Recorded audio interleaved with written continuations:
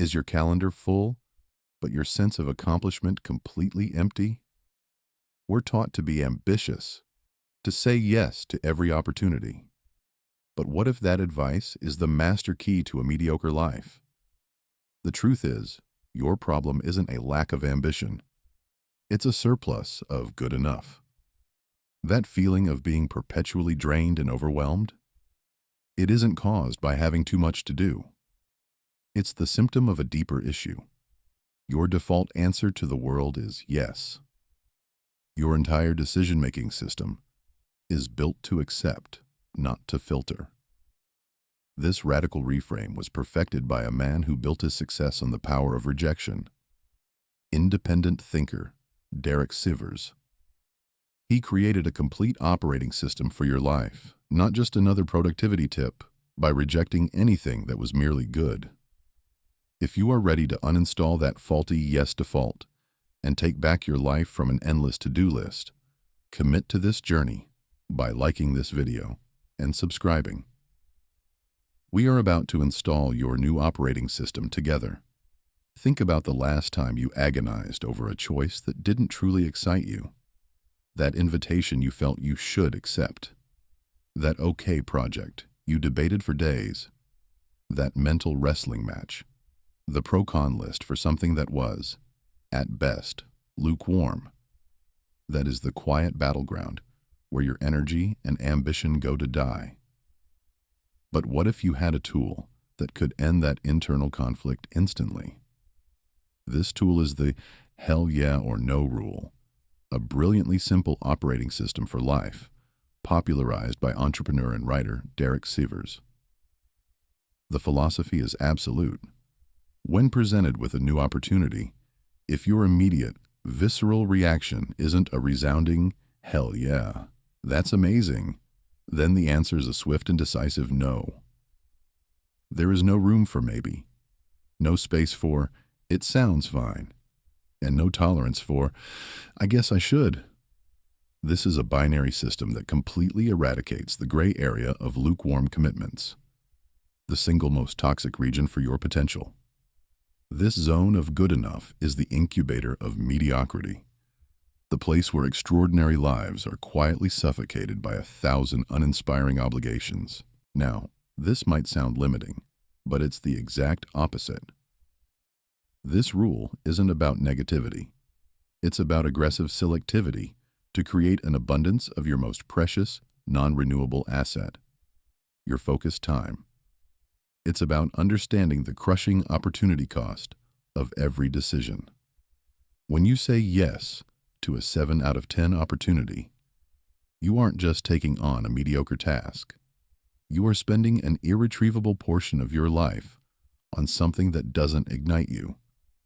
You are slamming the door on every potential 10 out of 10 opportunity that could have used that exact same space.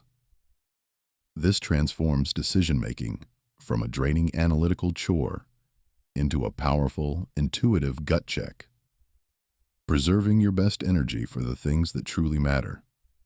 The rule is profoundly simple. So why does the mere thought of saying no fill so many of us with anxiety and guilt? Why is it so incredibly difficult to implement in practice? The reason isn't a flaw in our character. It's because our own brains are actively and powerfully working against us. The rule is profoundly simple. So why does the mere thought of saying no fill so many of us with anxiety and guilt? The reason isn't a character flaw. It's because your own brain, the very instrument you rely on for rational thought, is actively working against you. To win this internal war, you first have to understand the two powerful forces inside your mind that make a simple two-letter word feel so impossible. First, let's diagnose the primary fear, the one that whispers in your ear every time a pretty good opportunity comes along. We think we're afraid of saying no, but that's a misdiagnosis. We are terrified of closing a door. That project at work isn't thrilling, but it has good visibility. That invitation is for an event you don't really want to attend, but you never know who you might meet. This is the insidious logic of FOMO, the fear of missing out. It paints every mediocre option as a potential lottery ticket. But here is the critical reframe that will change your entire perspective. The most dangerous door you can close is not the one to a good opportunity. It's the one to a great one. Every time you say yes to a lukewarm commitment, you are spending an irretrievable portion of your finite focus and energy. You are guaranteeing that when your true hell yeah moment finally arrives, you will be too busy, too tired, or too overcommitted to seize it. Saying yes to the 7 out of 10 doesn't just postpone the 10 out of 10. It actively prevents it. The real FOMO shouldn't be about missing the party this Friday. It should be the terror of missing the life-altering opportunity next year because your calendar is already full of things that don't truly matter. The second force working against you is even deeper, hardwired into your social DNA. Your brain evolved for one primary directive above almost all others: tribal acceptance. For our ancestors, being cast out from the group was a literal death sentence. This ancient software is still running in the background of your modern life. It's that flash of anxiety you feel before declining a meeting invite on Slack. It's the guilt that surfaces when you tell a friend you can't make it to their dinner party. It's the subtle fear of being left out of the next conversation or group photo. That feeling isn't just you being too nice. It's a primal alarm screaming, "Don't risk exclusion." But we can override this programming by feeling the true cost of compliance. Let's run a diagnostic right now. Think of one meh commitment you have on your calendar. That call you know will be pointless. That social obligation you're dreading. Feel that slight energy drain? That sensation of your future self being held hostage? That is the real-time tax of a reluctant yes. Once you recognize that feeling as the slow poison it is, you can reframe your no. It is not an act of social rejection. It is an act of profound integrity. You are respecting the other person enough not to give them a drained, resentful version of yourself. And you are respecting yourself enough to protect your most vital resources. Now that we've exposed the internal battle against FOMO and our own social wiring, we can confront its most common external disguise. We can finally unmask the cultural badge of honor that is, in reality, the ultimate symptom of a life lived without a filter: the epidemic of chronic busyness. In our culture, "I'm busy" has become the default answer to "How are you?" We wear busyness like a medal, a public declaration of our importance and relevance, a packed calendar, an overflowing inbox, back-to-back meetings. These are the modern symbols of a life in high demand. But what if this badge of honor is a counterfeit? What if the constant state of being swamped isn't a signal of importance, but an admission of intellectual laziness? Have you ever reached the end of a packed day, utterly exhausted, yet with a nagging feeling that nothing important was actually accomplished? Why does a day full of frantic motion so often feel completely empty? The reason is that busyness is a state of profound reactivity. It's the noise that remains when you have abdicated the responsibility of making hard choices. The true intellectual work isn't just completing tasks. It's the ruthless act of deciding which tasks are not worth your time in the first place. Busyness is the comfortable refuge you take to avoid that difficult work. We tell ourselves, life just got in the way, but that's a misdiagnosis. You didn't run out of time. You made a series of small, reactive choices that consumed it, allowing your agenda to be set by everyone else's priorities except your own. This exposes the fundamental flaw in how we measure our own productivity. We must shift our focus from time spent to value created. Imagine one person who spends all day juggling a cloud of sand. It's a frantic, impressive-looking display of constant motion, But at the end of the day, their hands are empty, and there's just a mess on the floor.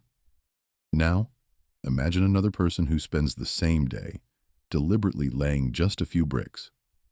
The motion is slower, less spectacular, but at sunset, a wall has started to rise. One is busy, the other is building. We have been conditioned to praise the sand juggler. But the goal is not to do more things. It is to build more of what matters.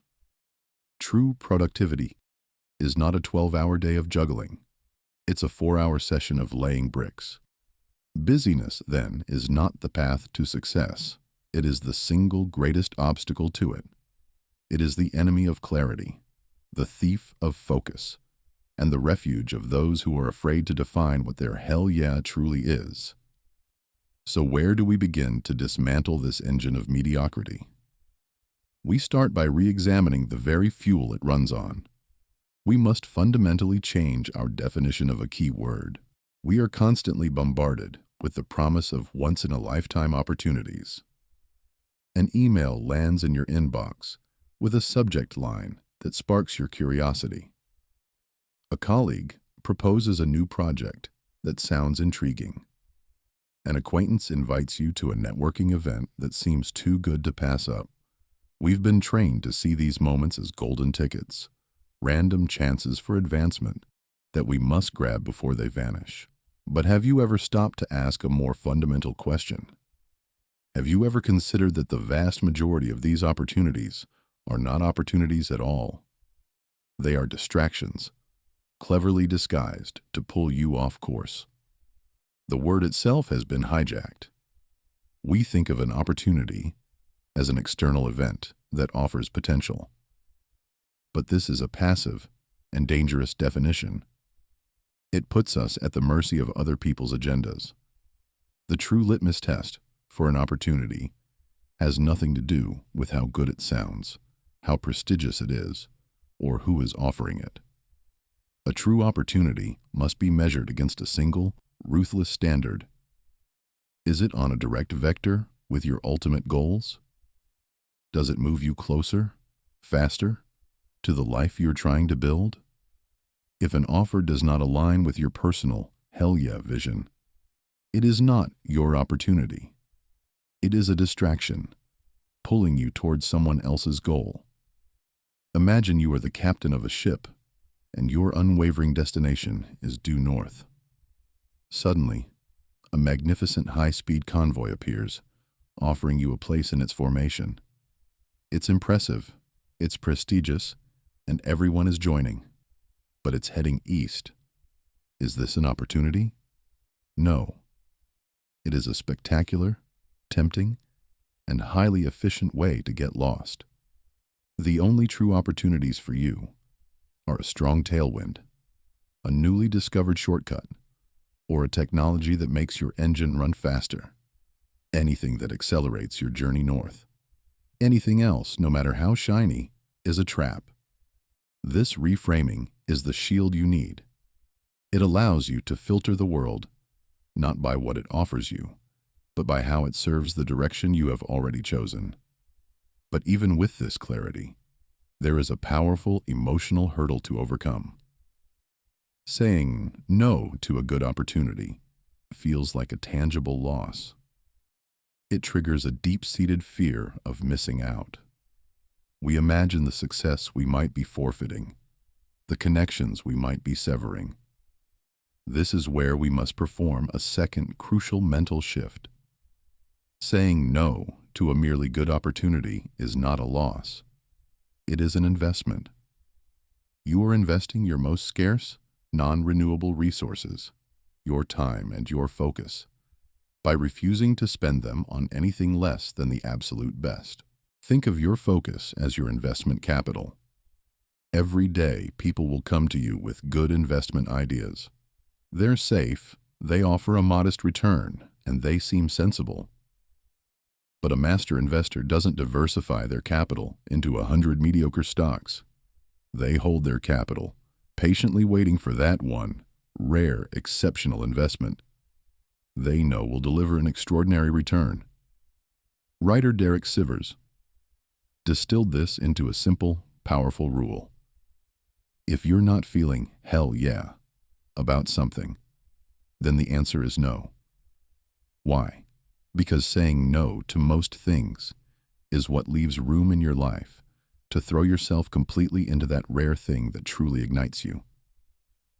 You accumulate the focus, energy, and time required to take massive action when the right moment arrives. Action that is impossible for those who have diluted their resources across a dozen good-enough commitments. This isn't about being passive, it's about being predatory. It's about building an arsenal of focus so that when your true hell yeah opportunity appears, you can attack it with overwhelming force. Now, let's take this weapon and aim it squarely at the one domain that defines so much of our lives. If you were offered your current job today, with a full understanding of the daily reality, the tasks, the culture, the meetings, the commute, would your honest, unfiltered, gut-level answer be, hell yeah? Be honest with yourself. For most people, the answer is a hesitant, maybe, a resigned, it's fine, or even a silent, screaming, no. That realization can trigger instant panic, and it pushes our minds into a false all-or-nothing trap.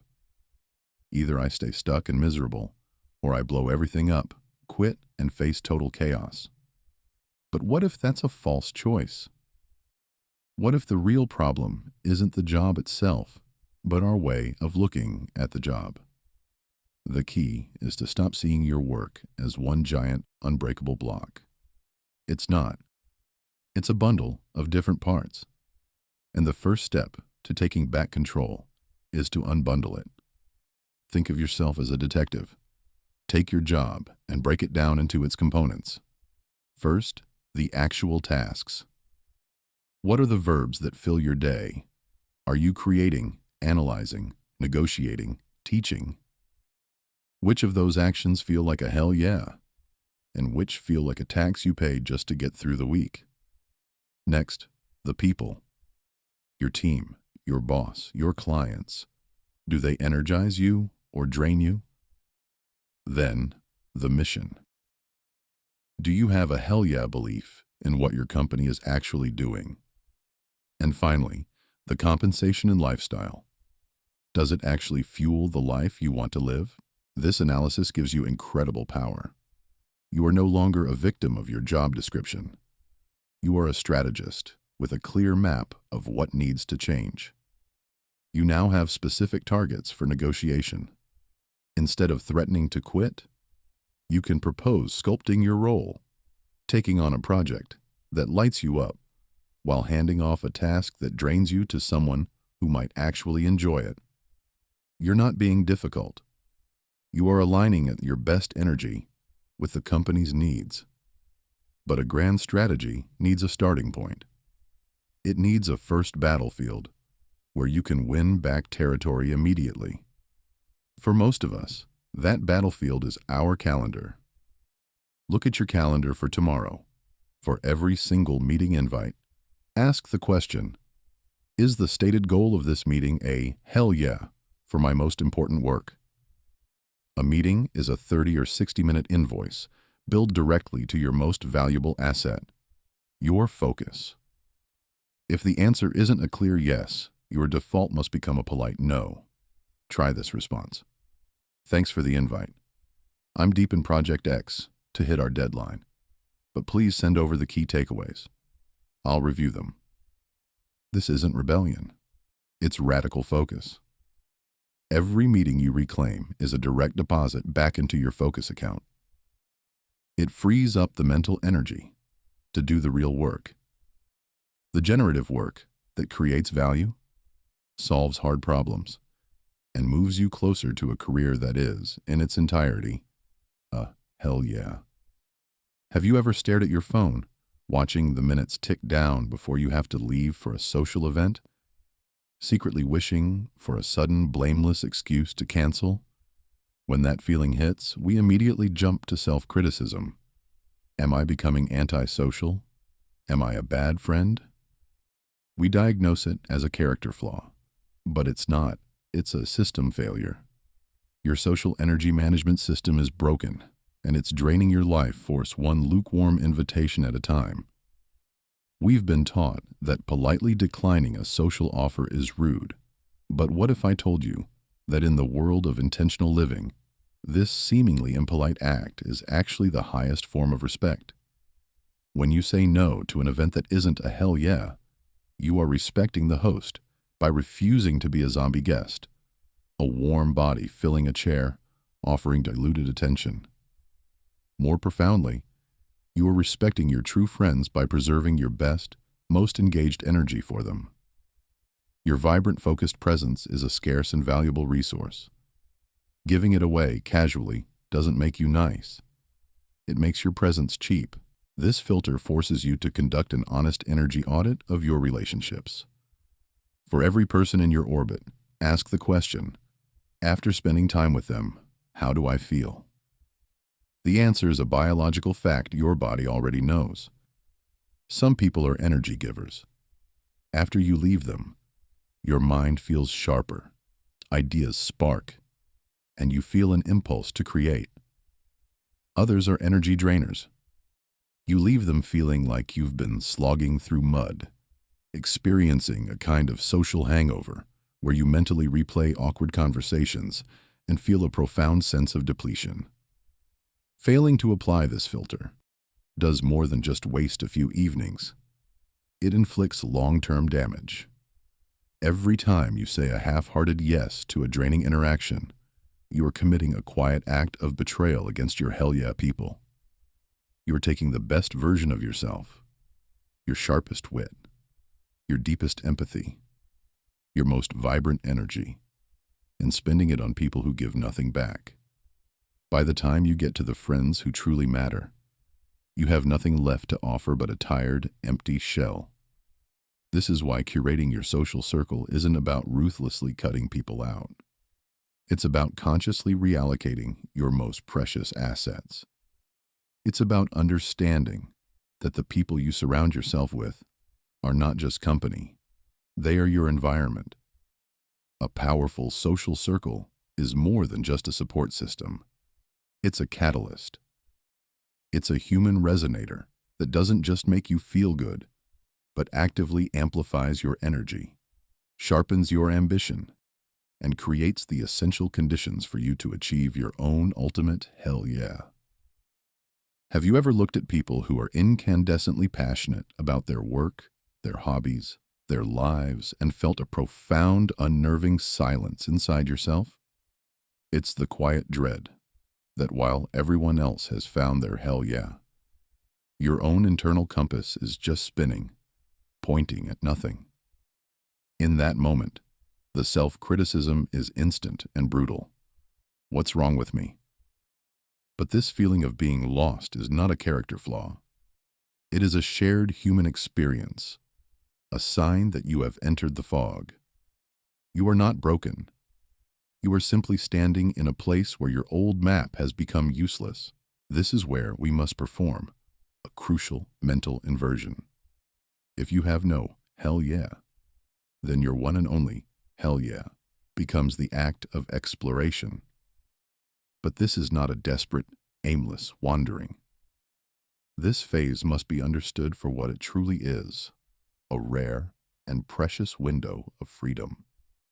Many people are so locked into careers and life paths they chose decades ago that the very idea of exploration is an impossible luxury. Your state of not knowing is not a curse. It is a scarce opportunity to consciously redesign your life's blueprint. The mission is no longer to curate, but to discover.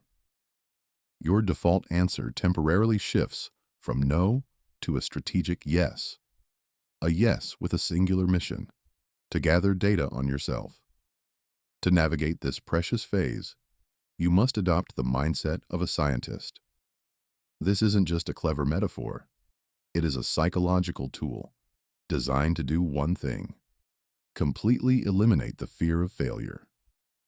In the laboratory of your life, there is no such thing as a failed experiment.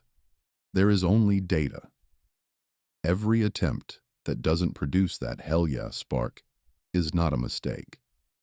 It is a successful experiment that yields a valuable piece of information, telling you where not to look. This redefines the entire game. You are liberated from the pressure to succeed and are now free to simply observe. As Bill Burnett and Dave Evans teach in their groundbreaking life design lab at Stanford, you must approach life with a bias toward action, prototyping different futures for yourself. This means you design a series of low-cost, low-commitment experiments. Your hypothesis is, I might be energized by creative writing. The experiment is not to quit your job and write a novel. It's to write one short story for 2 hours this Saturday. During the experiment, your only job is to be a censor. You ask, did time distort? Am I more curious now than when I started? Do I feel drained or energized? If the answer is no, the experiment was a monumental success. You have gathered clean data. You drop it without guilt and move to the next prototype. Maybe it's a weekend volunteering, a one-day workshop on public speaking, or learning a single song on the guitar. Each no is a victory that clears the fog. You are no longer lost. You are a cartographer, methodically mapping the territory of your own soul to find the clear, unmistakable signal you've been searching for. Have you ever found yourself at the end of an hour, or even a whole evening, having scrolled endlessly through feeds, only to look up feeling, what? Not relaxed, but drained. Not inspired, but strangely empty, with nothing to show for the time that has vanished. This feeling isn't an accident. It is the predictable outcome of a fundamental imbalance in our lives, an equation we rarely stop to examine. We have been conditioned to be world-class consumers, but amateurs at creation. Consumption is a psychological sugar high. It provides an immediate, fleeting hit of satisfaction that leaves you craving more. Creation is the nutrient-dense meal. It requires effort to prepare, but builds lasting strength and deep fulfillment. This distinction is not just a metaphor. It is a neurological reality. When you passively consume, you engage a low-effort reward loop that can lead to exhaustion. But when you create, you activate a state of profound engagement that the psychologist Mihaly Csikszentmihalyi famously defined as flow. In this state, your prefrontal cortex is laser-focused. Your sense of time distorts, and your inner critic falls silent. By regularly entering this state, you are not just making things. You are actively rewiring your brain for more focus, resilience, and happiness. You are fundamentally shifting your identity from a user of the system to an architect of your own experience. Understanding this value equation is a game changer, but it naturally leads to the ultimate question. What do you do with this power? Where do you direct this newfound creative energy? This is where we move beyond simple defense and into strategic offense. This is the true purpose of the entire philosophy. Every no you have uttered, every invitation you have declined, was a calculated financial decision. You weren't just avoiding bad things. You were liquidating low-yield assets, the pointless meetings, the draining obligations, to accumulate the only capital that truly matters, your focused time and energy. This capital is not meant to sit idle in a savings account, losing value to the inflation of daily distractions. It is meant to be invested in one high-stakes venture, your signature creative project. This is the ultimate hell yeah. The one you don't find, but the one you build from the ground up. This is the ultimate expression of a life lived by design. It is third-order thinking applied to your personal portfolio. The first-order choice is to start a project. The second-order consequence is a feeling of accomplishment. But the third-order result? You are building an entire life system where you are no longer just a consumer of the world's offerings, but the owner of a unique, fulfillment-generating asset, an asset that compounds over time. All of those defensive no's were simply the strategy to fund this one. Powerful, offensive, hell yeah. An investment that will pay dividends for the rest of your life.